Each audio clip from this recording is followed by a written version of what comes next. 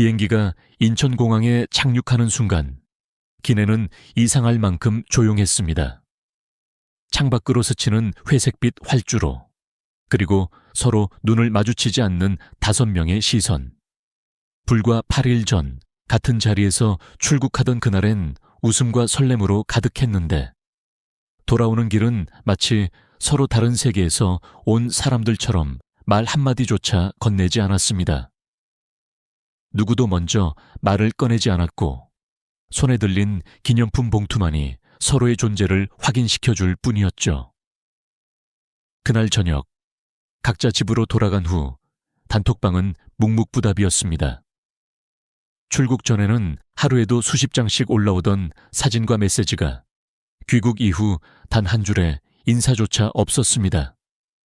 잘 들어갔어? 라는 말 한마디조차 누군가의 손가락 끝에서 머뭇거리다 결국 지워졌을지도 모릅니다. 그날 이후로 수요일마다 만나던 반찬 모임은 점점 뜸해졌습니다. 예전엔 서로의 생일을 챙기고 손주 이야기를 하며 웃음꽃을 피웠던 그 자리가 이제는 조용히 사라졌습니다.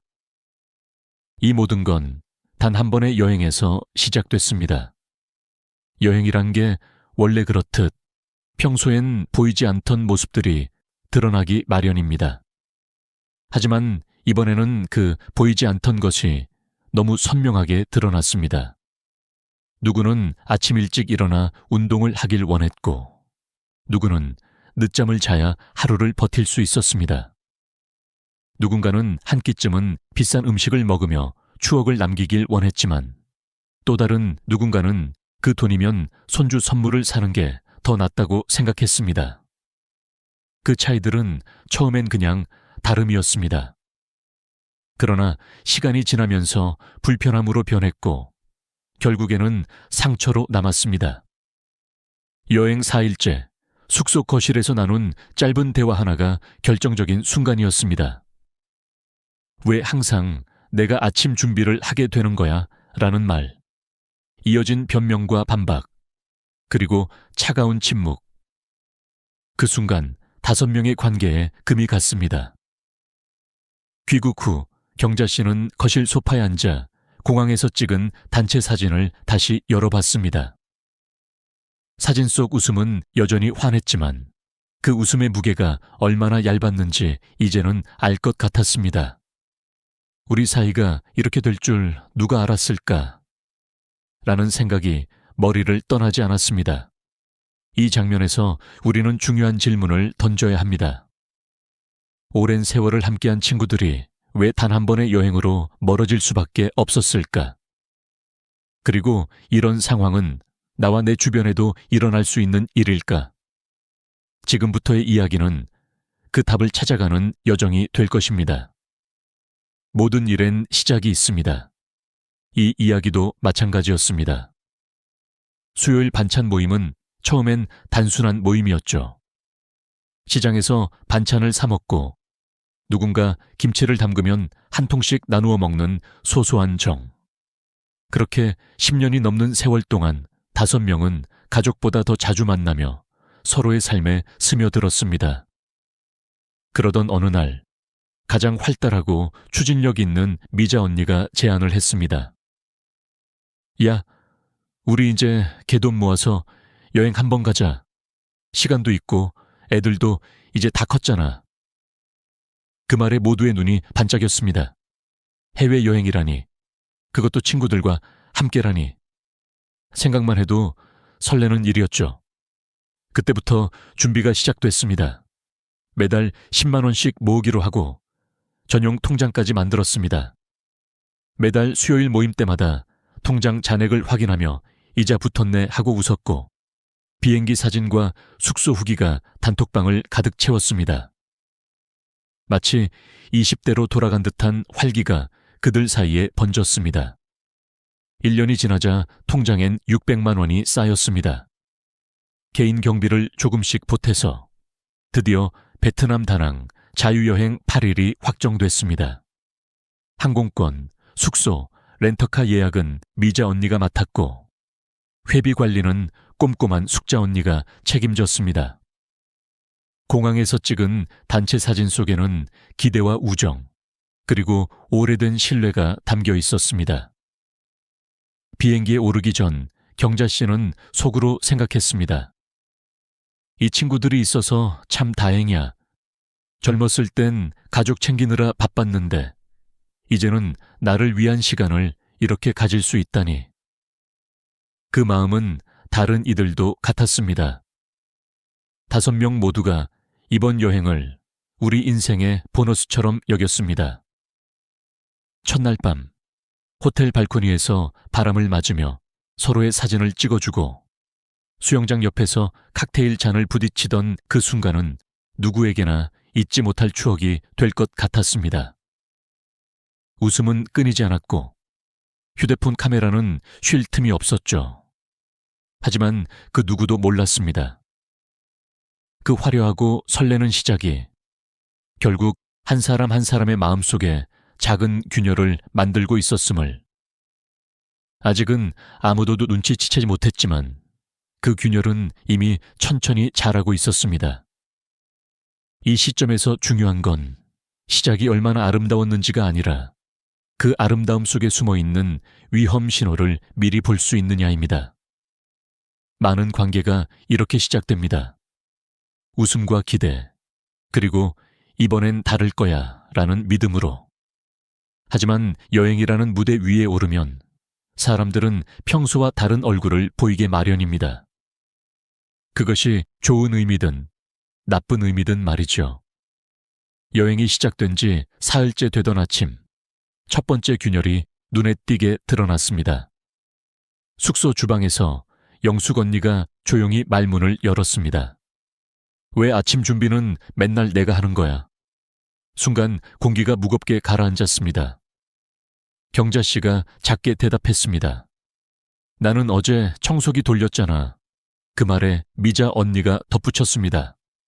그럼 돌아가면서 하자. 근데 경자, 너 아침에 늦게 일어나서 손 놓는 거 우리 다 봤어.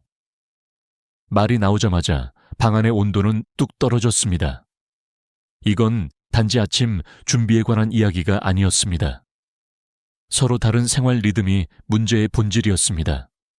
어떤 사람은 해 뜨기 전부터 움직여야 하루가 개운하고 어떤 사람은 늦게까지 드라마를 보다가 아침을 늦게 시작하는 게 편했습니다.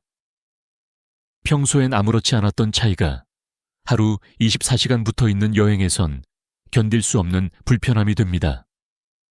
네 번째 날, 시장 구경 도중 또 다른 문제가 터졌습니다. 숙자 언니가 말했습니다. 아까 점심값 내가 카드로 계산했는데 정산은 어떻게 할까? 영숙 언니가 되물었습니다. 그거 어제 모임 통장에서 나간 거 아니었어. 숙자 언니는 곧장 고개를 저었습니다. 아니, 그건 다른 거래야. 지금은 현금에서 나간 거야. 그러자 미자 언니가 웃으며 말했습니다. 에이, 그냥 대충 하자. 너무 깐깐하게 굴면 여행 재미 없어져. 순간 숙자 언니의 얼굴이 굳었습니다. 그럼 다음부터 내가 통장 관리해. 난 이거 장난으로 하는 거 아니니까. 돈 문제는 늘 그렇듯 민감합니다. 특히나 같은 금액을 모았더라도 어떻게 쓸지에 대한 관점은 제각각입니다. 누군가는 하루쯤 비싼 식사를 해야 한다고 생각하고 누군가는 그 돈을 아껴 가족을 위해 쓰고 싶어 합니다. 이런 차이는 단순한 취향 문제가 아니라 서로의 인생관을 건드리는 민감한 주제가 됩니다. 그리고 다섯째 날, 경자 씨가 기념품 가게에서 손주를 위해 옷을 집어들었습니다. 이거 민성이 입히면 예쁘겠다. 그 말에 미자 언니가 웃으며 말했습니다. 너 진짜 여기까지 와서도 손주 걱정하냐? 재미없게 산다. 농담처럼 들릴 수도 있었지만 그 순간 경자 씨의 손끝이 떨렸습니다. 옷을 내려놓고 가게를 나서던 그녀의 눈갰 얇은 습기가 번졌습니다. 이렇게 작은 말, 사소한 행동들이 쌓여갔습니다. 그리고 이 모든 건 여행이 끝나기 전 이미 관계의 온도를 영하로 떨어뜨려 놓았습니다. 중요한 건 갈등이 시작된 원인이 대단히 큰 사건이 아니라는 겁니다. 대부분의 관계는 이렇게 사소한 차이에서 금이 가기 시작합니다. 하지만 여행은 그 금을 몇 배로 넓히는 돋보기가 됩니다. 여행 막바지로 갈수록 말 한마디가 칼날이 되어 서로를 베었습니다. 피곤함과 더운 날씨, 빡빡한 일정이 이어지자 감정의 여유는 사라졌습니다. 평소라면 웃고 넘길 말도 이 상황에서는 상처로 남았습니다. 저녁 식탁에서 미자 언니가 경자 씨를 향해 던진 한마디가 그랬습니다. 야, 넌 진짜 여행 와서도 재미가 없다, 샴샤리가 없다. 그 순간 주변 공기가 순간 얼어붙었고 경자 씨는 억지 웃음을 지었지만 마음속엔 차가운 파문이 번졌습니다. 60대 이후의 인간관계는 생각보다 훨씬 민감합니다. 젊을 땐 장난처럼 주고받던 말도 나이가 들면 다르게 다가옵니다. 삶의 무게와 쌓인 경험이 많아진 만큼 자존심과 자아도 단단해집니다. 그래서 무심코 던진 말이 상대의 과거 상처나 콤플렉스를 건드릴 수 있습니다.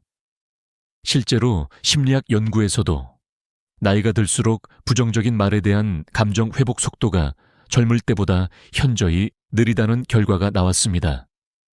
이는 뇌의 스트레스 반응 조절 능력이 나이에 따라 점점 둔화되기 때문입니다. 5명의 여행에서 이런 말들이 하루에 몇 번씩 오갔습니다. 넌 왜 항상 그렇게 늦어? 그건 네가 원래 몰랐잖아. 그래서 네가 힘든 거야. 말하는 사람은 아무렇지 않았지만 듣는 사람의 마음속에는 자꾸 날카로운 파편이 쌓였습니다. 그리고 그 파편이 쌓이고 쌓이면 어느 순간 폭발하거나 아니면 조용히 마음의 문을 닫게 됩니다. 여행 마지막 날 공항으로 향하는 렌터카 아는 침묵이 감돌았습니다. 창밖으로 보이는 다낭의 바다가 여전히 푸르고 아름다웠지만 차 안의 공기는 무겁고 답답했습니다. 그 바다를 함께 보며 웃고 사진을 찍던 첫날의 그들이 아니었습니다. 모두가 각자의 창문을 바라보며 생각에 잠겼습니다. 다음엔 없을 거야. 이 장면이 우리에게 던지는 메시지는 명확합니다. 관계는 큰 사건보다 작은 말, 사소한 행동에서 더 쉽게 무너집니다. 여행처럼 밀착된 상황은 그 과정을 단기간에 압축해서 보여줍니다.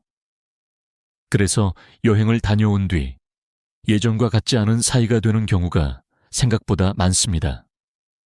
특히 나이가 들어서의 친구 관계는 조금 떨어져서 오래 보는 것이 오히려 더 건강할 수도 있다는 사실을 잊지 말아야 합니다. 귀국 이후 한 달이 지났지만 단톡방은 여전히 조용했습니다. 반찬 모임의 수요일이 다가와도 아무도 먼저 말을 꺼내지 않았습니다. 10년 넘게 이어온 모임이었지만 한 번의 여행이 남긴 파장은 생각보다 길고 깊었습니다. 시간이 지나면 괜찮아질 거라 믿었지만 관계라는 건 한 번 금이 가면 원래의 모습으로 돌아가기 어렵습니다. 이런 현상은 단순히 감정 문제만이 아닙니다. 실제로 사회심리학과 노년학 연구에 따르면 60대 이후의 인간관계는 관계 회복, 탄력성이 젊을 때보다 낮습니다. 즉, 갈등이나 오해가 생겼을 때 화해에 필요한 시간과 에너지가 훨씬 더 많이 들고 아예 회복을 포기하는 경우도 많다는 겁니다. 이는 신체적, 정신적 에너지가 한정되어 있기 때문에 굳이 불편함을 감수하면서까지 관계를 회복할 필요가 없다고 느끼는 경향이 강해지기 때문입니다. 또한 의학적으로도 나이가 들면 스트레스 호르몬인 코르티솔 분비가 변화하여 갈등 상황에서 느끼는 불안감과 짜증이 오래 지속됩니다. 그래서 작은 다툼이더라도 며칠, 심하면 몇 주간 마음을 무겁게 짓누를 수 있습니다.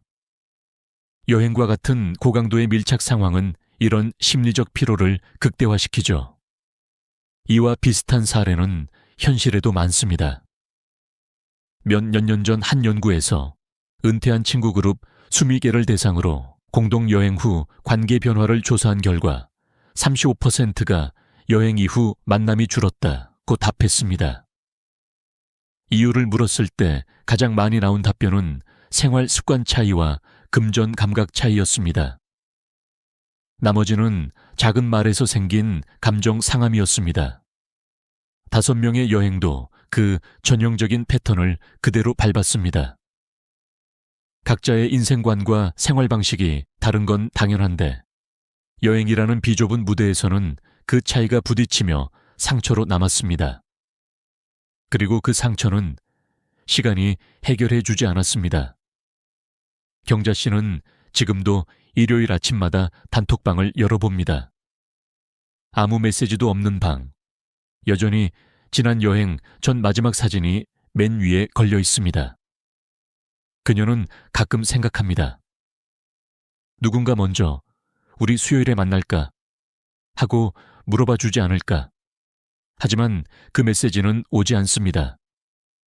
시간이 지나면서 기대도 서서히 줄어들었지만 완전히 놓을 수는 없었습니다. 이것이 바로 관계의 시험대입니다. 여행은 단순한 추억 만들기가 아니라 때로는 그 관계가 앞으로도 계속 갈 수 있을지를 가늠하는 시험이 됩니다. 그리고 안타깝게도 그 시험에서 통과하지 못하는 경우가 훨씬 많습니다. 이제 우리는 한 가지 중요한 질문 앞에 서 있습니다. 오랜 친구 사이가 단 한 번의 여행으로 이렇게 멀어질 수 있다면 우리는 무엇을 배워야 할까요? 저는 이 나이대의 인간관계를 오래 지켜본 사람으로서 그리고 직접 비슷한 경험을 해본 사람으로서 이렇게 말하고 싶습니다. 친구와의 관계는 거리를 어떻게 유지하느냐가 핵심이라고요. 너무 멀면 끊어지고 너무 가까우면 부딪힙니다. 첫째, 함께하는 시간을 무조건 늘리는 것이 좋다고 생각하지 마세요. 50, 80대의 우정은 양이 아니라 질이 더 중요합니다. 짧게 만나도 웃을 수 있는 사이가 오래갑니다. 반대로 장시간 붙어 있으면 아무리 좋은 사람이라도 단점이 보이기 마련입니다. 여행처럼 24시간 붙어 있는 상황은 마치 돋보기로 사람의 성격을 확대해서 보는 것과 같습니다. 둘째, 돈 문제는 반드시 출발 전에 명확히 합의해야 합니다. 누가 어떤 비용을 어떤 방식으로 부담할지, 남는 돈은 어떻게 처리할지, 예상치 못한 지출이 생기면 어떻게 할지. 이런 부분을 사전에 충분히 얘기하지 않으면 여행 중에 불필요한 오해와 감정 상함이 생깁니다. 셋째, 생활 리듬과 역할 분담도 미리 조율해야 합니다.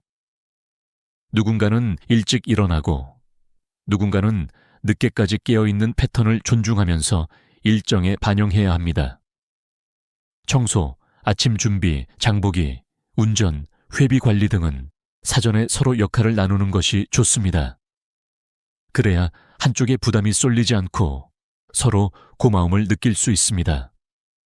넷째, 말 한마디에 신중해야 합니다. 특히 여행 중에는 피로와 스트레스가 쌓이기 때문에 평소보다 훨씬 민감해집니다. 농담이라도 넌 왜 그렇게 재미없어? 같은 말은 오래 남습니다. 나이 들수록 부정적인 기억은 더 오래 지속된다는 점을 기억해야 합니다. 마지막으로 우정은 반드시 여행으로 시험해볼 필요가 없다는 사실입니다. 커피 한 잔, 시장 골목 산책, 집 앞 벤치에서의 수다. 이런 소소한 만남이 오히려 관계를 오래 지속시키는 힘이 됩니다. 멀리 떠나지 않아도 서로의 삶에 따뜻하게 머무를 수 있다면 그것으로 충분합니다. 경자 씨는 지금도 말합니다. 같이 걷지 않아도 괜찮아. 너무 가까이 가지 않으면 우린 여전히 좋은 사람들이야. 이 말 속엔 씁쓸함과 함께 진짜 관계를 지키는 지혜가 담겨 있습니다. 사람과 사람 사이에는 적당한 거리라는 게 있습니다. 그 거리를 지키는 것이 평생 가는 인연을 만드는 비밀입니다. 오늘 이야기가 여러분에게 작은 거울이 되었으면 합니다. 당신 곁에 친구를 떠올려 보세요. 그 사람과의 거리는 지금 적당한가요? 혹시 너무 가까워서 부딪히고 있진 않나요? 인생 후반부의 인간관계는 넓게보다 깊게, 오래보다 편안하게 이어가는 것이 답입니다. 창밖으로 봄 햇살이 부드럽게 쏟아지고 바람에 벚꽃이 피 흩날리던 날이었습니다. 평생 품에 안고 키운 아들이 오늘 드디어 집을 나서는 날이었죠. 현관문 앞에서 가방을 메고 서 있는 그의 뒷모습을 보는 순간 제 심장은 세차게 뛰었습니다. 그래, 이제 내 인생을 살아라 라고 말했지만 속마음은 달랐습니다. 혹시 힘들면 어쩌지? 밥은 제때 먹을까? 돈이 부족하면 어떡하지? 수십 가지 걱정이 머릿속을 스쳐갔습니다. 바로 그때 깨달았습니다. 부모로서 가장 어려운 순간은 아이를 키우는 것이 아니라 그 손을 놓는 순간이라는 것을요. 우리는 사랑한다는 이유로 자녀의 날개를 계속 붙잡습니다. 심지어 날아오를 기회마저 빼앗아 버립니다. 저는 제 어린 시절을 떠올렸습니다. 전쟁과 가난 속에서 부모님은 오래 제 손을 잡아줄 수 없었습니다. 덕분에 저는 스스로 서야 했고 그 과정이 저를 단단하게 만들었습니다. 그런데 정작 저는 제 자식에게 그 기회를 주지 않고 있었습니다. 많은 부모님이 이렇게 말합니다. 내가 안 도와주면 힘들잖아. 실패하면 어떡해? 하지만 아이가 부딪히고 깨지지 않으면 평생 누군가의 결정 없이는 한 발짝도 못 떼는 어른이 됩니다. 한국청소년정책연구원의 조사에 따르면 20대 성인 중 약 42%가 중요한 결정을 내릴 때 부모의 승인을 받는다고 합니다. 이것은 존중이 아니라 의존입니다. 아이의 첫걸음을 기억하시나요? 잡고 있던 손을 살짝 놓았을 때 아이는 비틀거리다가도 결국 스스로 걸어냈습니다. 그 순간 부모는 안심과 자부심을 동시에 느꼈죠. 그런데 왜 나이가 들수록 우리는 그때처럼 물러서지 못할까요? 저도 같은 실수를 했습니다. 큰아들이 첫 직장을 구하려 할 때 이력서부터 면접 준비, 옷까지 모두 제가 챙겼습니다. 하지만 결과가 좋지 않자 아들이 말했습니다. 엄마, 이건 내가 준비한 것도, 내가 선택한 것도 아니야. 그래서 더 미련이 없어. 그 말은 제 마음을 깊이 찔렀습니다. 아이는 실패도 배우지 못했고 책임감도 느끼지 못했습니다. 심리학자 제롬 브루노는 성장은 도전과 실수를 통해서만 이루어진다고 말했습니다. 부모가 모든 길을 닦아주면 아이는 평생 스스로 설 수 없습니다. 당장은 안전해 보여도 결국 날지 못하는 새가 되는 것이죠. 그래서 저는 결심했습니다. 아들이 독립하겠다라고 했을 때 생활비 한 달치만 주고 이후는 스스로 벌게 했습니다. 대신 힘들면 언제든 전화하라고 했죠. 6개월 후 그는 씩씩한 얼굴로 돌아와 말했습니다. 엄마, 이제는 제 힘으로 살 수 있을 것 같아요. 그 순간 비로소 제가 손을 놓을 준비가 되어 있음을 알았습니다. 혹시 지금도 자녀가 엄마, 아빠, 어떻게 해야 해? 라고 묻습니까? 그럴 땐 이렇게 답해 보세요. 네가 원하는 대로 해봐. 처음엔 불안하지만 곧 자부심으로 바뀔 겁니다. 그 손을 놓는 순간 아이는 멀리 날아가고 언젠가 이렇게 말할 겁니다. 부모님이 저를 믿어주셔서 제 인생을 살 수 있었습니다. 우리가 자식을 사랑하는 마음은 세상 누구보다도 크고 깊습니다. 하지만 아이를 향한 그 사랑이 어느 순간부터는 보이지 않는 쇠사슬이 되어버릴 수 있다는 사실, 혹시 생각해 본 적 있으신가요? 저는 그걸 직접 겪어본 부모 중 한 사람입니다. 아이가 힘들어할까봐, 실수할까봐, 상처받을까봐 모든 것을 대신해 주고 싶었습니다. 그런데 시간이 지날수록 저는 알게 되었습니다. 그것이 사랑이 아니라 의존을 키우는 습관이라는 것을요. 예전에 지인의 아들이 있었습니다.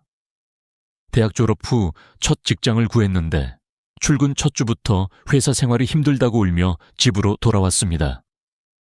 부모는 바로 회사를 그만두게 하고 더 편한 직장을 찾아주었습니다. 하지만 몇 달 후에도 1년이 지나도 상황은 똑같았습니다. 그는 언제나 부모님이 알아서 해결해 주겠지라는 마음을 가지고 있었습니다. 사랑이라는 이름의 과잉보호가 결국 그 아이의 인생을 잠식한 것입니다. 이런 부모를 흔히 헬리콥터 부모라고 부릅니다. 마치 하늘 위에서 끊임없이 빙빙 돌며 아이의 모든 상황을 감시하고 개입하는 모습에서 붙여진 이름입니다. 겉보기에는 헌신과 관심처럼 보이지만 실제로는 자녀의 판단력을 빼앗고 자기 인생을 설계할 기회를 없애버립니다. 미국 심리학협회의 연구에 따르면 과잉보호를 받은 청년층의 거의 7%가 독립적인 의사결정 능력에서 낮은 점수를 받았다고 합니다. 혹시 여러분도 이런 말 자주 하시나요? 엄마, 아빠가 해줄게. 그렇게 하면 안 돼. 내가 너보다 잘 알아. 실패하면 어쩌려고 그래. 이 4가지 문장이 자주 입에서 나온다면 이미 사랑이 통제의 형태로 변하고 있을 가능성이 큽니다. 저는 한 번은 딸아이에게 이런 말을 들었습니다. 엄마, 나는 엄마 눈치 보느라 내가 하고 싶은 걸 해본 적이 없는 것 같아. 그 말을 듣는 순간 머리가 하얘졌습니다. 저는 딸을 지켜주고 있다고 믿었는데 사실은 딸의 자유를 빼앗고 있었던 겁니다. 그날 이후로 저는 제 행동을 바꾸기로 결심했습니다. 사랑은 지켜주는 것이지만 그 지켜줌이 과도한 울타리가 되면 아이는 울타리 밖 세상을 두려워하게 됩니다. 마치 온실 속 화초가 밖의 바람과 비를 견디지 못하는 것처럼요. 세상은 우리가 아무리 막아도 아이에게 상처를 줍니다. 하지만 그 상처를 이겨내는 힘을 길러주지 않으면 아이는 한 번의 비바람에도 쓰러져 버립니다. 제가 존경하는 한 노교수님이 이런 말씀을 하신 적이 있습니다. 부모의 손길이 너무 따뜻하면 아이는 차가운 세상을 견디지 못한다. 그 말은 잔인하게 들리지만 그만큼 현실적입니다. 부모의 사랑이 아이를 약하게 만들 수도 있다는 뜻이죠. 사랑이 진짜 힘을 가지려면 아이가 넘어졌을 때 다시 일어설 수 있는 기회를 주어야 합니다. 울더라도 무너져도 다시 스스로 설 수 있는 힘.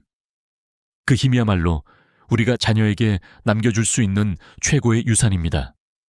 그리고 기억하세요.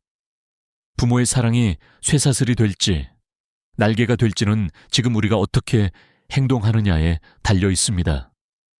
오늘 당장 아이의 인생에 끊임없이 끼어드는 습관부터 내려놓으세요.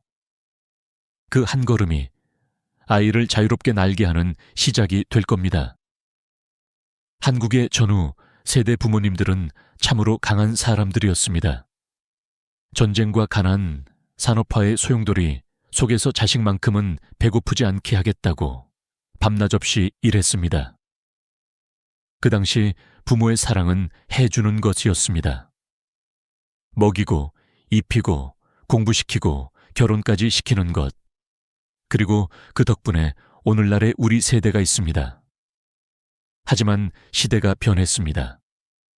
이제는 먹을 것이 넘치고 배울 기회도 많아졌지만 이상하게도 젊은 세대는 더 불안해하고 스스로 결정을 내리는데 서툽니다.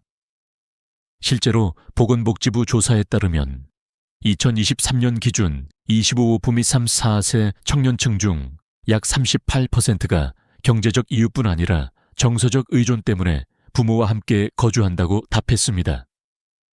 단순히 돈이 없어서가 아니라 혼자 사는 것이 불안하다는 이유였습니다. 그리고 그 불안 뒤에는 오랜 기간 이어진 부모의 과잉 보호가 숨어 있습니다. 한 번은 60대 어머니 한 분이 제게 이런 얘기를 했습니다. 우리 아들은 30이 넘었는데 아침마다 제가 깨워줘야 해요. 밥도 차려줘야 하고요. 안 그러면 하루 종일 밥을 안 먹고 굶어요. 저는 그 순간 묻고 싶었습니다. 정말 아들이 스스로 못해서 그럴까요? 아니면 엄마가 늘 해줬기 때문에 안 하는 걸까요? 반대로 저는 또 다른 예도 봤습니다. 제 고향 선배 한 분은 고등학교 졸업 후 곧장 군대에 갔다가 전역하자마자 독립했습니다. 부모님은 경제적으로 도와줄 여유가 없었지만 대신 늘 이렇게 말씀하셨습니다. 네가 하는 선택이라면 우리는 믿겠다. 그는 여러 번 사업에 실패했지만 그때마다 스스로 다시 일어났습니다. 지금은 작은 회사를 운영하며 후배들에게 이렇게 말합니다. 내가 스스로 일어나는 법을 배운 건 부모님이 내 인생을 대신 살아주지 않았기 때문이다. 의학적으로도 부모의 과잉 개입은 아이의 자립심과 정신건강에 영향을 줍니다. 서울대학교 병원 정신건강의학과 연구팀에 따르면 청소년기에 자율성 지원을 충분히 받은 아이들은 성인이 되었을 때 우울증 발병률이 27% 낮았습니다. 반면 부모가 모든 결정을 대신한 집단에서는 불안장애와 대인관계 회피 성향이 평균보다 높게 나타났습니다. 결국 부모가 한 발 물러서 주는 것이 아이의 마음 건강에도 직접적인 도움이 되는 셈입니다. 그런데도 우리는 현실에서 쉽게 물러서지 못합니다. 왜일까요? 사랑이 걱정으로 변하고 걱정이 통제로 변하는 그 순간 부모 스스로도 안심이 되기 때문입니다. 내가 옆에 있으니 안전하다라는 착각이 들죠. 하지만 그 안전은 오래가지 않습니다. 언젠가 부모가 손을 놓아야 하는 날이 옵니다. 그리고 그날이 준비되지 않은 자식은 세상 앞에서 무너집니다. 저는 이 부분에서 늘 강조합니다. 세상이 아이를 키우게 하라. 부모가 키우는 건 몸이고 세상이 키우는 건 마음입니다. 그리고 마음이 강해진 아이만이 자기 길을 갑니다. 그것이 우리 세대가 전후의 어려움 속에서도 배운 유일한 진리 아닐까요? 부모가 자식을 위해 헌신하는 것은 당연하고도 자연스러운 일입니다. 하지만 그 헌신이 어느 순간부터 내 삶을 버리고 오직 자식만을 위해 존재하는 삶으로 변하면 그것은 사랑이 아니라 짐이 됩니다. 저는 그 사실을 늦게 깨달았습니다. 아이를 위해 회사 일을 줄이고 취미를 포기하고 친구들과의 약속을 줄이다 보니 제 하루는 오직 아이의 일정으로만 채워졌습니다. 처음에는 이게 부모의 도리다 라고 생각했지만 시간이 지날수록 마음 한구석에서 허무함이 차올랐습니다. 한국의 통계청 자료를 보면 55세 이상 부모 중 절반 이상이 나의 인생 목표는 자식의 성공이라고 답했습니다. 하지만 그 뒤를 묻는 질문에서 본인의 건강이나 행복을 위한 계획을 가진 사람은 20%도 되지 않았습니다. 많은 부모들이 내가 다 해줘야 한다는 책임감 속에서 자신을 잊고 사는 겁니다. 그러나 그 결과가 반드시 긍정적인 것은 아닙니다. 오히려 자식은 부모를 기댈 수 있는 존재로만 여기게 되고 부모는 노후에 외로움과 경제적 불안에 시달릴 위험이 높아집니다. 저는 한번 이런 경험을 했습니다. 지인의 어머니는 평생 자식을 위해 모든 것을 바쳤습니다. 옷 한 벌, 여행 한 번, 제대로 된 휴식조차 스스로를 위해 써본 적이 없었습니다. 그런데 막상 자식이 결혼하고 가정을 꾸리자 그녀의 하루는 텅 비었습니다. 내가 이렇게까지 희생했는데 이제 나를 찾지 않는 건 너무하다는 서운함이 쌓여 자식과의 관계도 멀어졌습니다. 결국 그녀는 이렇게 말했습니다. 내가 나를 지키지 않은 게 제일 큰 실수였어. 전문가들은 말합니다. 부모의 행복은 곧 자식의 안정감이라고. 부모가 스스로의 삶을 즐기고 활기차게 살아가는 모습을 본 자식은 나도 내 삶을 잘 살아야겠다는 마음을 갖게 됩니다. 반대로 부모가 늘 피곤하고 불만에 가득 차 있다면 자식은 죄책감과 부담을 느낍니다. 그래서 저는 아이가 성인이 된 후부터는 제 삶을 조금씩 되찾기 시작했습니다. 오래 미뤄둔 그림을 배우고 아침마다 30분씩 산책하며 책을 읽었습니다. 처음엔 사치처럼 느껴졌지만 곧 깨달았습니다. 이건 사치가 아니라 필수라는 것을요. 저 자신이 행복해야 아이에게도 웃으며 응원할 수 있었습니다. 혹시 여러분은 아직도 자식의 모든 일정에 맞춰 본인의 하루를 보내고 있나요? 그렇다면 오늘부터 단 10분이라도 나를 위한 시간을 만들어 보세요. 그 10분이 쌓이면 다시 나를 찾는 하루가 됩니다. 부모의 삶이 온전히 자기 것으로 채워질 때 자식도 비로소 독립을 준비할 수 있습니다. 부모가 자기 길을 걸어야 자식도 자기 길을 걸을 수 있습니다. 실패는 누구에게나 쓰고 아픈 경험입니다. 그러나 부모가 자녀의 인생에 지나치게 개입하면 그 실패마저도 자녀가 온전히 경험하지 못하게 됩니다. 저는 이런 경우를 가까이서 본 적이 많습니다. 한 후배가 있었습니다. 그는 대학 졸업 후 창업을 하겠다며 사업 아이템을 준비했습니다.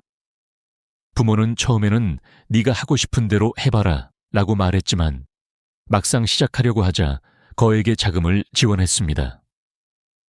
매출이 줄고 어려움이 닥치자 부모는 또다시 추가 자금을 넣어주며 회사를 살리려 했습니다. 결국 사업은 1년 반 만에 문을 닫았고 그는 이렇게 말했습니다. 부모님이 조금만 더 지원해줬으면 됐을 텐데. 실패를 자신의 책임으로 받아들이지 않고 부모의 지원 부족 탓으로 돌린 겁니다. 이 사례는 단순히 경제적 손실의 문제가 아닙니다. 가장 큰 문제는 그가 실패를 통해 배울 기회를 잃었다는 점입니다. 심리학자 엘버트 반두라는 사람은 자신의 행동과 그 결과를 연결할 때 진정한 학습이 이루어진다고 말했습니다. 부모가 실패의 책임까지 대신 져버리면 자식은 책임감을 배울 수 없습니다. 반대로 실패를 온전히 경험하게 한 부모도 있었습니다. 제 친구는 아들이 무역 사업을 시작하겠다고 했을 때 초기에 소액만 지원했습니다. 그리고 이렇게 말했죠. 이 이상은 내 몫이야. 실패하더라도 끝까지 네가 책임져야 한다. 2년 후 사업이 어려워져 결국 문을 닫았지만 아들은 자신이 결정한 일이었기에 담담히 받아들였습니다. 그리고 그 경험을 토대로 새로운 직업을 찾고 지금은 안정된 삶을 살고 있습니다. 그는 종종 이렇게 말합니다. 그때 부모님이 나를 지켜봐 주기만 했던 게 오히려 큰 힘이었어요. 이처럼 실패를 대하는 태도는 부모의 개입 정도에 따라 달라집니다. 부모가 모든 걸 해결해주는 환경에서는 실패가 일시적인 좌절이 아니라 누군가가 막아줄 문제로 변합니다. 하지만 스스로 해결하도록 두면 실패는 값진 자산이 됩니다. 경제적인 부분도 마찬가지입니다. 통계청 자료에 따르면 부모로부터 경제적 지원을 많이 받은 청년층일수록 직업 선택에서 안정성을 우선시하고 새로운 도전을 꺼리는 경향이 높았습니다. 반면 지원 없이 독립한 청년층은 직업 만족도와 자기 효능감이 더 높게 나타났습니다. 이는 스스로 해냈다는 경험이 주는 자신감 덕분입니다. 혹시 지금 자녀가 도움을 요청하고 있나요?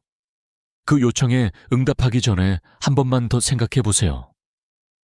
이 도움은 아이가 날아오르는 데 필요한 바람이 될까요? 아니면 스스로 날갯짓할 힘을 잃게 하는 쇠사슬이 될까요? 실패를 피하게 하는 것은 사랑 같아 보여도 사실은 아이를 평생 의존하게 만드는 함정일 수 있습니다. 아이의 실패는 곧 아이의 성장입니다. 부모가 그 성장을 가로막지 않을 때 비로소 자식은 자기 인생에 진짜 주인이 됩니다.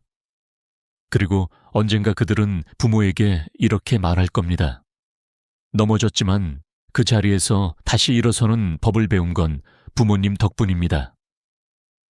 자식을 진정으로 사랑한다는 건 그들이 스스로 날아오를 수 있도록 권한과 믿음을 주는 것입니다. 부모가 모든 것을 대신 결정하고 해결해 주는 동안 아이는 안전하다고 느낄 수 있습니다. 하지만 그 안전은 마치 유리병 속의 화초와 같습니다. 바람 한 점 없지만 그 유리병을 벗어나는 순간 시드는 운명을 피할 수 없습니다. 저는 한번 이런 장면을 본 적이 있습니다. 한 마을에서 제비 새끼가 둥지를 떠날 때가 되자 어미 제비는 일부러 먹이를 덜 물어다 줬습니다. 처음엔 힘들어 보였지만 며칠 뒤 새끼 제비는 스스로 날아올랐습니다. 자연은 이미 알고 있는 겁니다. 도움을 줄 때와 손을 뗄 때를요. 부모도 마찬가지입니다. 자녀에게 권한을 준다는 건 단순히 네 마음대로 해 라고 말하는 게 아닙니다. 그들이 스스로 선택하고 그 선택의 결과를 받아들이도록 옆에서 지켜보는 겁니다. 예를 들어 진로를 결정할 때 부모가 원하는 방향을 강요하는 대신 아이가 조사하고 판단하도록 맡기는 겁니다. 그리고 결과가 기대와 다르더라도 그것을 존중해주는 용기가 필요합니다. 신경과학 연구에 따르면 스스로 결정한 경험은 뇌의 전두엽 활동을 촉진시켜 문제 해결 능력과 장기 기억 형성을 강화한다고 합니다. 쉽게 말해 아이가 자기 힘으로 내린 결정은 그들의 인생 교과서가 됩니다. 반대로 늘 남이 대신 결정해주는 환경에서는 전두엽 발달이 더딜 수 있습니다. 물론 권한을 주는 것에는 불안이 따라옵니다. 혹시 실패하면 어쩌지? 상처받으면? 하지만 부모가 믿어주는 순간 아이는 그 믿음을 지키기 위해 노력하게 됩니다. 실제로 한국청소년정책연구원 보고서에 따르면 부모의 신뢰를 느낀다고 응답한 청년층은 그렇지 않은 청년층보다 독립적 의사결정 점수가 1.5배 높았습니다. 저는 제 아들에게 이렇게 말한 적이 있습니다. 네가 어떤 길을 선택하든 그 길 끝에서 웃고 있는 내 모습을 보고 싶다. 그게 실패든 성공이든 상관없다. 처음엔 당황하던 아들이 시간이 지나면서 오히려 더 신중하게 선택하고 책임감 있게 행동하는 모습을 보였습니다. 그때 깨달았습니다. 부모가 줄 수 있는 최고의 선물은 내가 너를 믿는다는 말이라는 것을요. 여러분, 자식이 여러분의 그림자 속에서만 자라게 두지 마세요. 그들이 빛과 바람, 비를 모두 느끼며 자라게 하세요. 권한과 믿음을 주는 순간 아이는 더 이상 의존하는 존재가 아니라 스스로 길을 여는 사람이 됩니다. 그리고 언젠가 여러분이 한 걸음 뒤에서 바라볼 때 그들은 하늘 높이 날아가며 이렇게 말할 겁니다. 부모님이 제게 날개를 주셨습니다. 이제 저는 제 길을 갑니다. 우리가 평생 부모로서 살아오며 배운 것은 사랑이 단순히 보살피는 것만이 아니라는 사실입니다. 사랑은 때로는 한 발 물러서는 용기에서 시작됩니다. 우리는 아이를 위해 좋은 길만 골라주고 싶고 넘어지지 않게 손을 붙잡아주고 싶습니다. 하지만 인생의 진실은 넘어져 본 사람만이 제대로 일어설 수 있다는 것입니다. 이제 우리는 질문해야 합니다. 나는 지금 아이를 키우고 있는가 아니면 붙잡고 있는가? 붙잡는 사랑은 당장은 안심을 주지만 오래가면 아이를 가두는 감옥이 됩니다. 반대로 믿고 보내는 사랑은 처음에는 불안하지만 시간이 지나면 아이를 세상 속에서 당당하게 서게 만듭니다. 저는 수많은 부모와 대화를 나누면서 공통된 후회를 들었습니다. 조금만 더 믿어줄 걸. 조금만 더 기다릴 걸. 이 말 속에는 자식을 끝까지 챙겨주고 싶은 마음과 그로 인해 놓친 성장의 기회에 대한 아쉬움이 함께 들어 있습니다. 그 후회를 줄이기 위해서라도 우리는 지금 당장 사랑의 방식을 바꿔야 합니다. 부모의 사랑은 결코 사라지지 않습니다. 다만 그 사랑의 형태가 아이가 어릴 때와 성인이 되었을 때는 달라져야 합니다. 어린 시절에는 손을 잡아주는 것이 사랑이었다라면 성인이 된 후에는 손을 놓아주는 것이 사랑입니다. 그리고 그 사이에는 지켜보는 사랑이 있습니다. 멀리서 바라보며 필요할 때 손을 내밀되 먼저 끼어들지 않는 사랑 말입니다.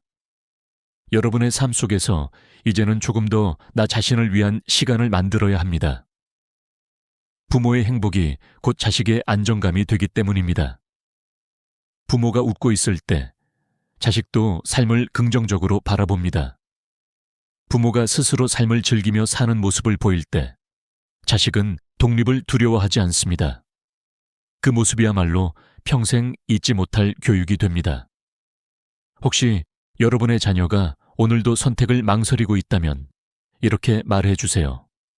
네가 선택한 길이라면 나는 끝까지 너를 믿을게. 이 짧은 한마디는 아이의 마음속에 깊이 남아 평생을 지탱해 줄 힘이 됩니다. 마지막으로 우리는 모두 언젠가 자식 곁을 떠날 수밖에 없습니다. 그 순간에도 자식이 당당히 자기 길을 걸어갈 수 있도록 준비시키는 것, 그것이 부모의 마지막이자 최고의 책임입니다. 오늘부터는 그 준비를 시작하세요. 자식을 사랑하는 방법을 붙잡는 것에서 날게 하는 것으로 바꾸는 겁니다. 그리고 언젠가 아이가 여러분을 찾아와 이렇게 말하는 날이 올 겁니다. 부모님이 제 인생을 믿어주셔서 저는 제 꿈을 향해 날 수 있었습니다. 그날 여러분은 비로소 마음 깊이 이렇게 말할 수 있을 겁니다. 그래, 이제 됐다. 잘했다. 부모의 사랑은 가장 먼 곳에서 가장 깊게 닿습니다. 그 사랑을 믿고 오늘 아이를 날려보내세요. 그것이 자식을 위한 마지막이자 가장 위대한 선물입니다. 살면서 누구나 한 번쯤은 이런 경험이 있습니다. 하고 싶은 말이 목 끝까지 올라왔는데 그 말을 내뱉는 순간 싸움이 날까봐 꾹 참았던 순간, 그때는 현명하게 잘 참은 것 같았지만 돌아서면 속이 더 뒤틀리고 그 사람 얼굴만 봐도 괜히 미운 감정이 쌓여갑니다.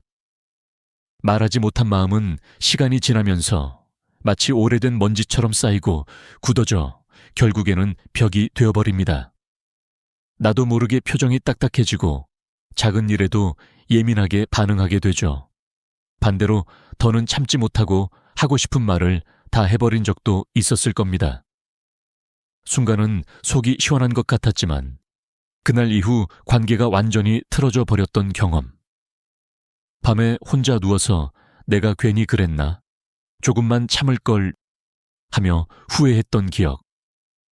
우리 인생에서 가장 많은 후회 중 하나는 바로 말을 하지 못했거나 혹은 너무 쉽게 말해버린 순간입니다. 그렇다면 차라리 참는 것이 답일까요?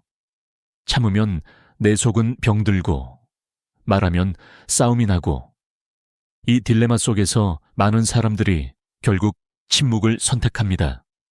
그러나 침묵은 해결책이 아니라 지연일 뿐입니다. 감정은 결코 사라지지 않고 다른 모습으로 드러납니다. 신체적인 피로, 스트레스, 불면증으로 나타나기도 하고 관계 속의 거리감으로 나타나기도 합니다. 저는 젊은 시절 가까운 친구와의 관계에서 이런 경험을 했습니다. 작은 오해가 있었는데 그때 말을 하지 못했습니다. 시간이 지나면 괜찮아지겠지 생각했죠. 하지만 오히려 시간이 갈수록 그 오해는 마음속에서 더 크게 자라났습니다. 몇 달이 지나서야 용기를 내어 이야기를 꺼냈을 땐 이미 늦었습니다. 그는 제 침묵을 무시로 받아들였고 우리의 관계는 예전으로 돌아갈 수 없게 되었습니다. 그때 깨달았습니다. 하지 않은 말도 상처가 될 수 있구나. 우리의 마음은 원래 표현되기를 원합니다. 억눌린 감정은 언젠가 다른 방식으로 폭발합니다. 미국의 심리학자 제임스 그로스 교수의 연구에 따르면 감정을 억누르는 사람들은 그렇지 않은 사람들에 비해 심혈관 질환 위험이 더 높다고 합니다. 속마음을 드러내지 못한 채 사는 것은 단순히 관계의 문제가 아니라 건강에도 영향을 미치는 문제라는 뜻입니다. 하지만 여기서 중요한 것은 무조건 다 말해라가 아닙니다. 문제는 어떻게 말할 것인가에 있습니다. 결국 우리는 두 가지 질문 앞에 서게 됩니다. 첫째, 어떻게 해야 내 할 말을 다 하면서도 싸움을 피할 수 있을까? 둘째, 어떻게 해야 솔직하게 말하면서도 관계를 더 깊게 만들 수 있을까? 저는 이 질문을 붙잡고 오랫동안 사람들과 대화하며 깨달았습니다. 말은 칼과도 같습니다. 날카롭게 쓰면 상처를 남기지만 잘 쓰면 생명을 살릴 수도 있습니다. 말 한마디가 싸움을 불러오기도 하고 같은 말 한마디가 관계를 치유하기도 합니다. 오늘 우리가 나누려는 이야기는 바로 이것입니다. 싸우지 않으면서도 하고 싶은 말을 다 할 수 있는 방법. 속은 시원해지면서도 관계는 더 좋아지는 방법. 그리고 이 방법은 멀리 있는 것이 아니라 이미 우리 일상 속에서 발견할 수 있는 단순한 원칙에 있습니다. 심리학과 커뮤니케이션 연구에서 밝혀진 원칙들, 그리고 제가 직접 경험하며 얻은 깨달음을 통해 그 방법을 지금부터 하나씩 나누려 합니다. 여러분, 혹시 이런 경험 있으신가요? 오랜 세월 함께 산 부부가 하루는 작은 일로 크게 다투고는 며칠 동안 서로 말을 하지 않습니다. 그런데 그 침묵이 어쩌면 말싸움보다 더 무겁게 느껴질 때가 있습니다. 말하지 않는다는 것은 곧 포기한다는 신호일 수도 있기 때문입니다. 그래서 저는 이렇게 믿습니다. 침묵은 지혜일 수 있지만 영원한 해답은 아니다. 이제 우리는 중요한 출발선에 서 있습니다. 참지도 않고 싸우지도 않으면서도 내 마음을 전할 수 있는 길. 그 길을 찾기 위해 먼저 우리가 왜 싸우는지, 그리고 싸움의 본질이 무엇인지 들여다봐야 합니다. 그것을 알 때 비로소 대화라는 문이 열리기 시작합니다. 우리가 왜 싸우는지를 알기 위해서는 먼저 싸움이 시작되는 순간을 들여다봐야 합니다. 많은 사람들이 이렇게 말합니다. 나는 잘 말하려고 했는데 저 사람이 괜히 예민하게 받아들인 거야. 혹은 나는 틀린 말 안 했어. 결국 문제는 저 사람이야. 하지만 심리학에서는 정반대로 설명합니다. 싸움은 내용이 아니라 방식에서 시작된다는 것이죠. 같은 말을 해도 어떻게 말하느냐에 따라 결과는 하늘과 땅만큼 달라집니다. 첫 번째 이유는 비난의 화살을 쏘는 말투입니다. 대화의 시작이 너는 왜 항상 혹은 당신은 맨날 이라는 말로 시작되는 순간 상대의 뇌는 자동으로 방어 모드로 들어갑니다. 상대는 내가 무슨 이야기를 하려는지 들으려 하지 않고 오직 자기 방어에 집중합니다. 미국 위스콘신 대학의 뇌과학 연구에서는 이런 말을 들을 때 전두엽의 활동이 급격히 떨어진다고 합니다. 전두엽은 이성적 사고와 공감을 담당하는 뇌 부분인데 이 활동이 멈추면 상대는 듣지 않고 단지 싸울 준비만 하게 되는 것입니다. 두 번째 이유는 감정이 앞서면 이성이 뒤로 물러난다는 사실입니다. 누구나 화가 치밀어 오를 때는 차분히 대화하기 어렵습니다. 화가 나면 가슴이 뜨거워지고 얼굴이 달아오르면서 이미 몸은 공격 태세로 변합니다. 이때 이성적인 논리나 설명은 아무 소용이 없습니다. 독일 막스 플랑크 연구소의 실험에 따르면 분노 상태에서는 이성적 판단을 담당하는 전두엽의 활동이 30% 이상 감소한다고 합니다. 다시 말해 화가 난 상태에서는 아무리 옳은 말도 상대에게 닿지 않는다는 뜻입니다. 세 번째 이유는 우리가 이겨야 속이 시원하다고 착각하기 때문입니다. 내가 옳다는 마음이 강해지는 순간 대화는 상대를 설득하는 과정이 아니라 상대를 굴복시키려는 싸움이 됩니다. 그런데 이 싸움은 결국 누구도 승자가 되지 못합니다. 잠깐의 승리감은 남을 수 있지만 그 뒤에는 씁쓸한 후회만 남습니다. 부부싸움이든 친구 사이의 다툼이든 결국 이겼다고 생각하는 쪽도 마음이 허전하고 졌다고 느낀 쪽은 상처를 안게 됩니다. 저는 젊었을 때 직장에서 이런 경험을 했습니다. 프로젝트 진행 중 의견 차이가 있었는데 저는 제 주장이 맞다고 확신했습니다. 그래서 목소리를 높여 상대를 설득하려 했습니다. 결국 그 자리에서는 제가 논리적으로 이긴 것 같았지만 이후 동료와의 관계는 완전히 틀어져 버렸습니다. 그때 깨달았습니다. 사람은 이겨서 설득되는 것이 아니라 이해받아서 변하는 것이라는 사실을요. 하버드 대학교의 심리학 교수 데니얼 웨그너는 이런 말을 남겼습니다. 사람은 자기 생각이 무시당했다고 느끼는 순간 어떤 논리도 들리지 않는다. 결국 싸움의 본질은 상대가 틀려서가 아니라 상대가 존중받지 못한다고 느끼는 데서 시작됩니다. 이 세 가지 이유, 비난, 감정 폭발, 이기려는 태도는 우리가 매일 반복하는 실수입니다. 작은 오해에서 시작된 말다툼이 왜 큰 싸움으로 번지는지 이제 이해가 될 것입니다. 그런데 놀라운 사실은 이 세 가지 모두 우리의 선택이라는 점입니다. 말을 어떻게 시작할지, 감정을 어떻게 다스릴지, 대화를 어떤 방향으로 이끌지, 이것은 모두 내가 결정할 수 있는 부분입니다. 그래서 여기서 중요한 질문이 생깁니다. 그렇다면 우리는 어떻게 말해야 할까요? 싸움으로 번지지 않고 오히려 관계를 더 깊게 만드는 말은 무엇일까요? 지금부터 우리는 그 답을 찾기 위해 구체적인 방법들을 하나씩 살펴보려 합니다. 우리가 싸우지 않고도 하고 싶은 말을 다 할 수 있는 방법. 그 첫 번째는 바로 이해와 인정입니다. 심리학자 칼 로저스는 이렇게 말했습니다. 사람은 자신이 이해받고 있다고 느낄 때만 변화를 시작한다. 그렇습니다. 우리가 상대를 고치려고 하면 반발심만 커지지만 상대를 인정해주면 스스로 바뀔 힘을 냅니다. 많은 사람들이 이렇게 생각합니다. 내가 하고 싶은 말은 꼭 해야 해. 그렇지 않으면 상대가 몰라. 하지만 문제는 어떤 말로 끝내느냐에 있습니다. 아무리 좋은 말도 마지막에 비난으로 끝나면 상처가 되고 조금 부족한 말이라도 마지막에 인정으로 끝나면 기적이 됩니다. 예를 들어볼까요? 한 아내가 남편에게 이렇게 말했습니다.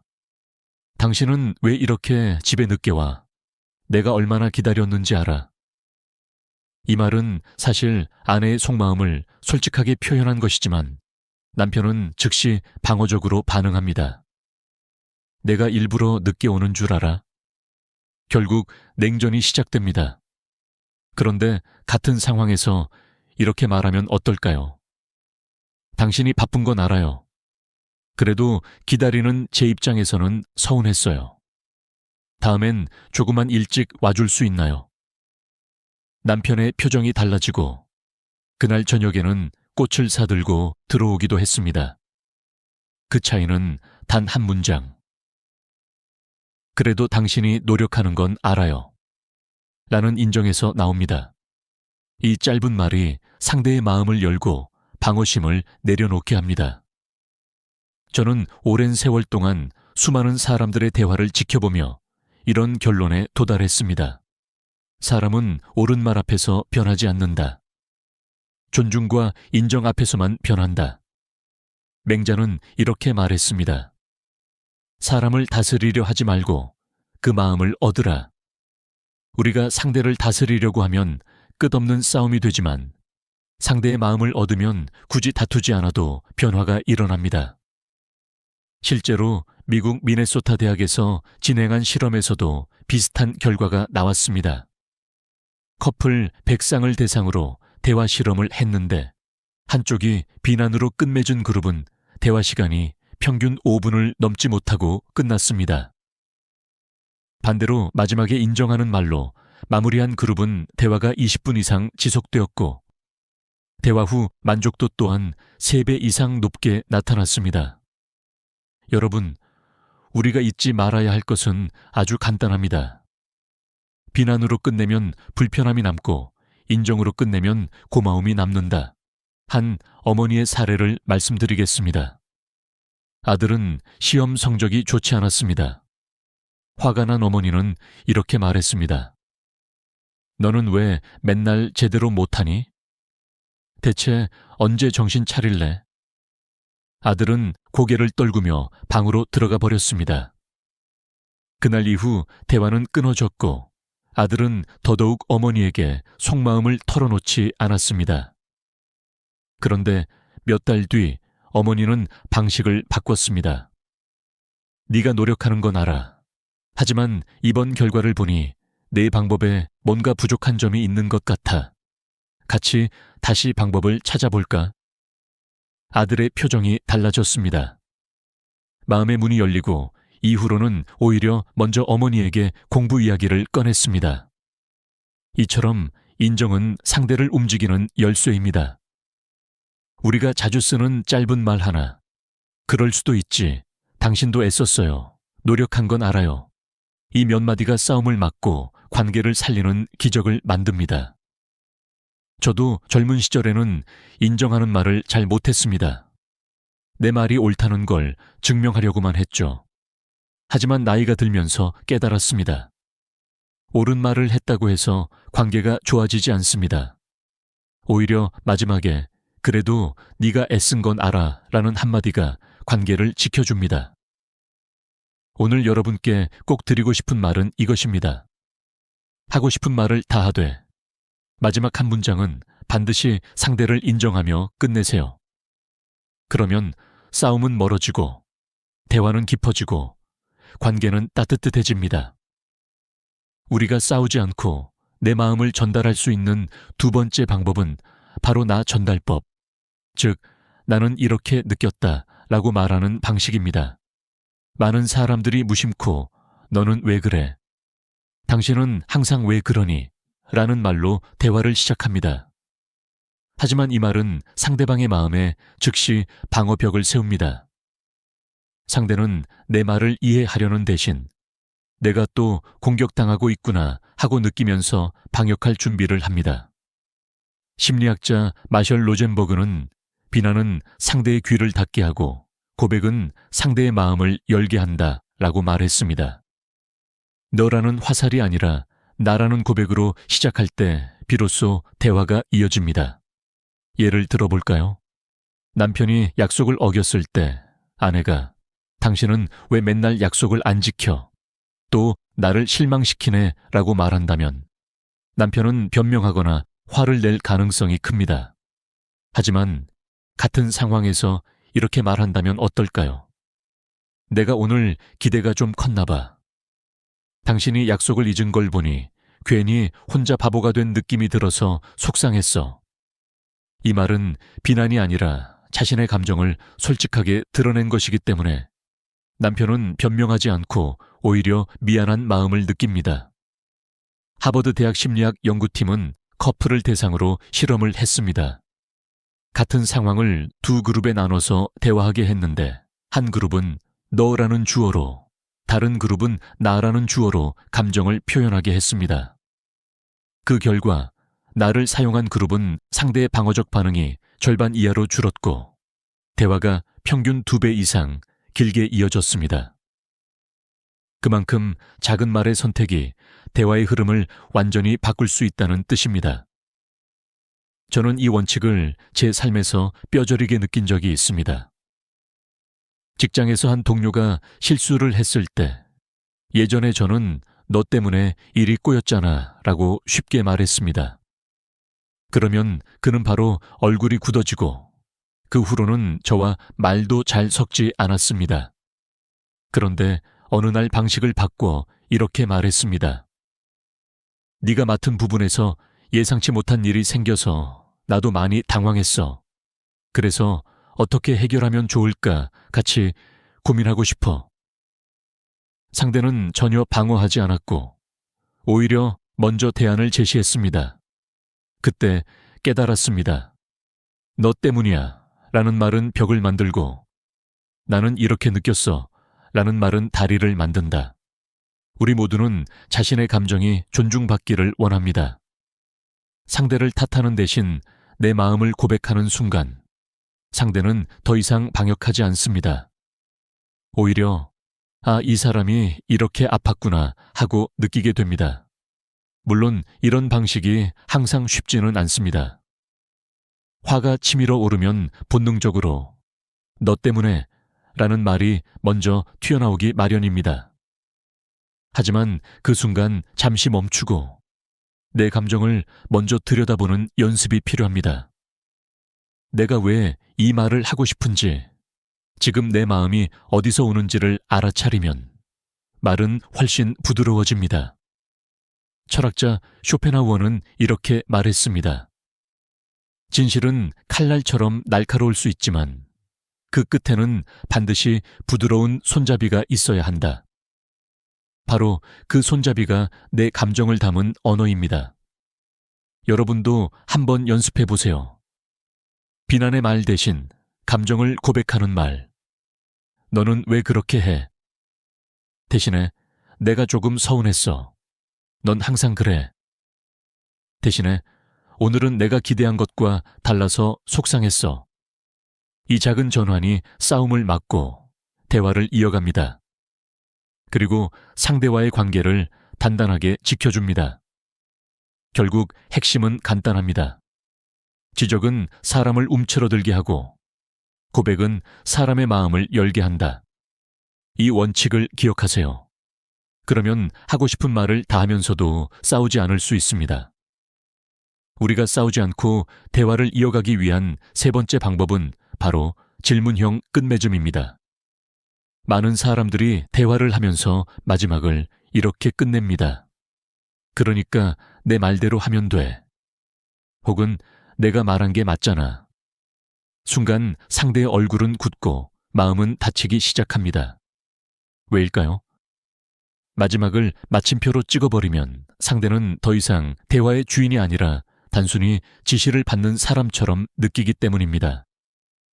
저 역시 젊은 시절 이런 실수를 자주 했습니다. 후배에게 조언을 해주면서 항상 마지막에 내 말대로 해라고 했습니다. 그런데 시간이 지나 보니 그 후배는 점점 저와 거리를 두기 시작했습니다. 나중에서야 알았습니다. 그는 제 말을 무시한 것이 아니라 제 말이 자신을 존중하지 않는다고 느낀 것이었습니다. 대화는 결론을 강요하는 순간 통보가 되고 질문을 남기는 순간 소통이 된다는 것을요. 질문은 상대의 마음을 여는 열쇠입니다. 소크라테스가 말했듯 질문은 영혼을 깨우는 도구입니다. 마지막에 질문을 던지는 순간 상대는 스스로 생각하기 시작합니다. 내가 시키는 대로 따라오는 것이 아니라 스스로 주체가 되어 움직이는 것이지요. 예를 들어 볼까요? 아내가 남편에게 당신이 늦게 와서 나 혼자 밥 먹으니 서운해 라고 말한 후 이렇게 마무리한다면 어떨까요? 나는 이런 마음인데 당신은 어떻게 생각해? 이 한마디가 있으면 남편은 변명 대신 아내의 말을 곱씹게 됩니다. 회사에서도 마찬가지입니다. 팀장이 회의에서 이번 프로젝트는 이렇게 진행합시다 라고 끝내는 것과 내 생각은 이렇습니다. 여러분은 어떻게 생각하세요? 혹시 제가 놓친 부분이 있을까요? 라고 끝내는 것은 전혀 다른 결과를 낳습니다. 옥스퍼드 대학의 연구팀은 실제로 실험을 진행했습니다. 여러 팀장에게 회의를 맡기되 마지막을 반드시 질문으로 마무리하게 했습니다. 그 결과 평소 의견을 잘 내지 않던 직원들조차 손을 들고 이야기하기 시작했고 회의 후 만족도가 80% 이상 높아졌습니다. 직원들은 존중받는 느낌을 받았다고 응답했습니다. 여러분, 질문은 상대를 대화의 손님이 아니라 주인으로 앉히는 힘을 갖고 있습니다. 내가 다 정리해서 끝내버리면 상대는 할 말이 없어집니다. 하지만 마지막에 당신은 어떻게 생각해요? 혹시 제가 놓친 부분이 있나요? 당신이라면 어떻게 했을까요? 라는 물음표 하나를 남기면 상대는 대화에 참여하게 됩니다. 저는 지금도 제 아내와 대화를 하면서 이 원칙을 자주 씁니다. 예전에는 의견 차이가 생기면 제가 끝까지 설명해서 제 방식이 맞다고 결론을 내리곤 했습니다. 하지만 지금은 이렇게 말합니다. 내 생각은 이렇지만 당신은 어떻게 생각해? 그러면 아내는 방어하지 않고 자신의 생각을 솔직하게 이야기합니다. 그리고 놀랍게도 결국 제 생각보다 더 좋은 답이 나오는 경우가 많습니다. 이처럼 질문형 끝맺음은 단순한 기술이 아닙니다. 그것은 상대를 존중하는 태도이고 함께 답을 찾아가려는 마음입니다. 우리는 종종 내가 옳다는 것을 증명하려 하지만 진정한 지혜는 같이 옳은 길을 찾는 것입니다. 여러분 기억하세요. 마지막을 닫으면 벽이 되고 마지막을 열면 문이 됩니다. 그 문을 열어주는 것이 바로 질문입니다. 오늘부터 내 대화의 끝에는 반드시 작은 물음표 하나를 남겨보세요. 그러면 싸움은 줄어들고 대화는 길어지며 관계는 깊어질 것입니다.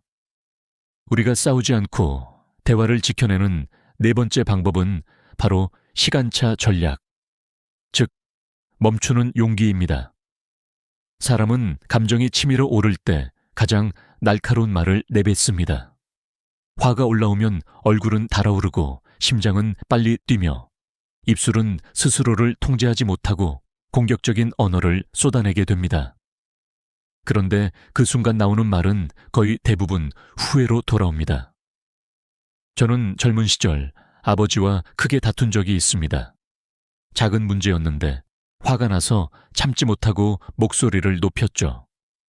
결국 그날 밤 집안 공기는 싸늘해졌고 저는 방에 들어가서 밤새 뒤척였습니다. 시간이 지나면서 후회가 몰려왔습니다. 내가 왜 그렇게까지 말했을까? 조금만 참았더라면. 하지만 이미 늦었습니다. 말은 돌이킬 수 없는 화살처럼 상대의 마음을 깊게 찔러버렸기 때문입니다. 독일 철학자 쇼펜하우어는 이렇게 말했습니다. 감정이 뜨거울 때 내뱉는 말은 돌이킬 수 없는 화살이 되어 자신을 찌른다. 그렇습니다. 화난 순간에 던진 말은 상대를 상하게 할 뿐 아니라 결국에는 내 마음도 상하게 합니다. 여기서 중요한 것이 바로 20분의 법칙입니다. 뇌 과학자들의 연구에 따르면 분노나 강한 감정은 약 20분 정도 지나면 진정되기 시작합니다.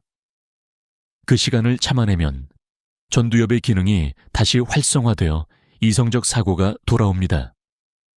즉, 20분만 기다려도 말의 온도가 달라진다는 뜻입니다. 예를 들어 가족과 큰 갈등이 생겼을 때 이렇게 말해보세요. 지금은 제가 흥분한 상태라 현명하게 말할 자신이 없어요. 조금만 정리하고 다시 이야기할게요. 혹은 지금은 감정이 올라와서 좋은 말이 안 나올 것 같아요. 20분 후에 다시 얘기해요. 이 말 한마디만 해도 불붙을 상황이 진정됩니다. 상대도 숨을 고를 시간을 얻게 되고 그 뒤에 다시 대화하면 같은 내용이라도 말투가 훨씬 부드러워집니다. 저는 직장에서 이 방법을 자주 씁니다. 회의 중 의견 충돌이 심할 때 예전 같으면 끝까지 밀어붙였을 겁니다. 하지만 지금은 이렇게 말합니다. 오늘은 여기까지만 하고 내일 다시 정리해서 이야기합시다. 그러면 신기하게도 다음 날에는 서로 화도 가라앉고 새로운 해결책이 나오곤 합니다. 결국 시간차 전략은 도망이 아니라 지혜입니다.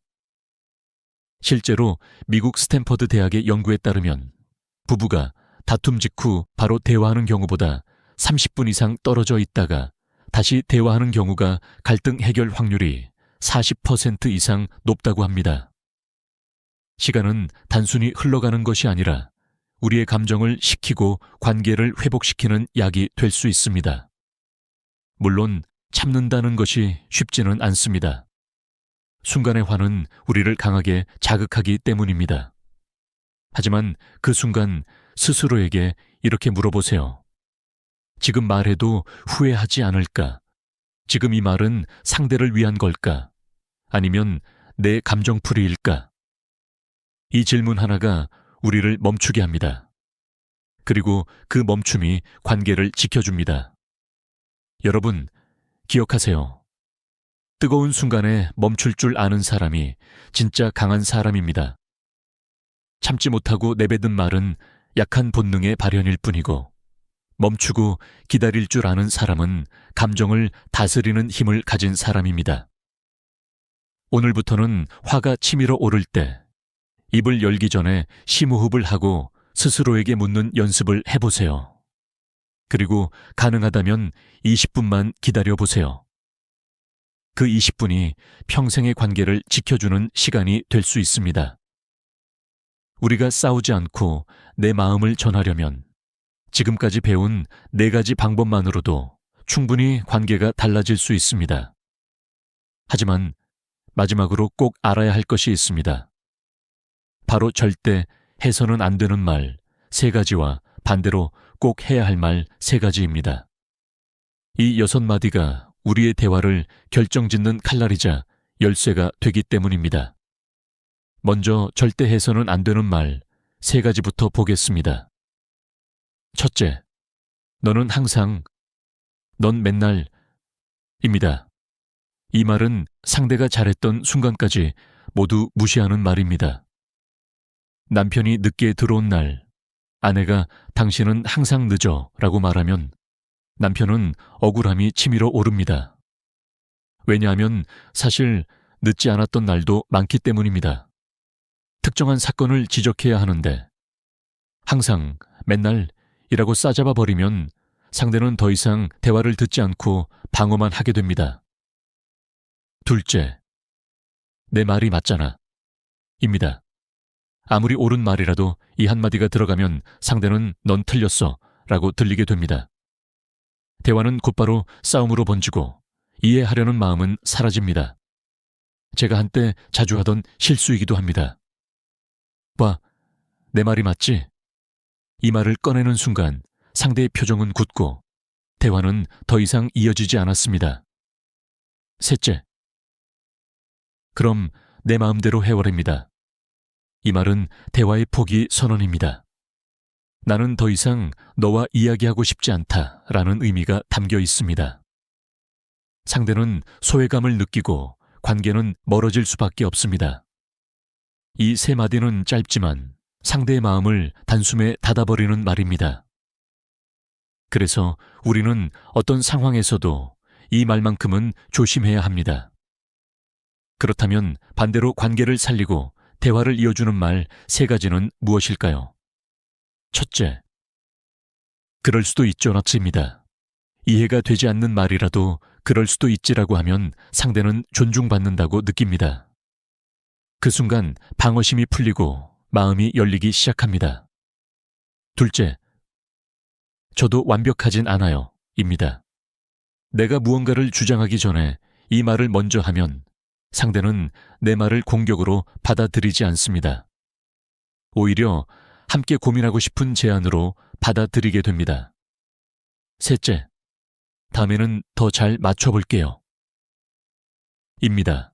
상대의 실수나 의견 차이가 있을 때 이래서 안 돼 라고 말하면 갈등이 생기지만 다음에는 더 잘 맞춰볼게요 라고 하면 상대는 비난 대신 따뜻한 격려를 느끼게 됩니다. 이 3가지 말은 짧지만 관계를 깊게 만들고 마음을 풀어주는 작은 기적을 만들어냅니다. 저는 오랜 경험 끝에 이런 결론을 내렸습니다. 관계는 거창한 말에서 지켜지는 것이 아닙니다. 매일 오가는 작은 한마디 속에 담긴 존중과 배려가 관계의 온도를 바꿉니다. 우리가 매번 올바른 말을 할 수는 없지만 최소한 상대의 마음을 닫게 하는 말은 피하고 상대의 마음을 열 수 있는 말을 선택할 수는 있습니다. 결국 싸우지 않고 하고 싶은 말을 다 하는 방법은 단 하나입니다.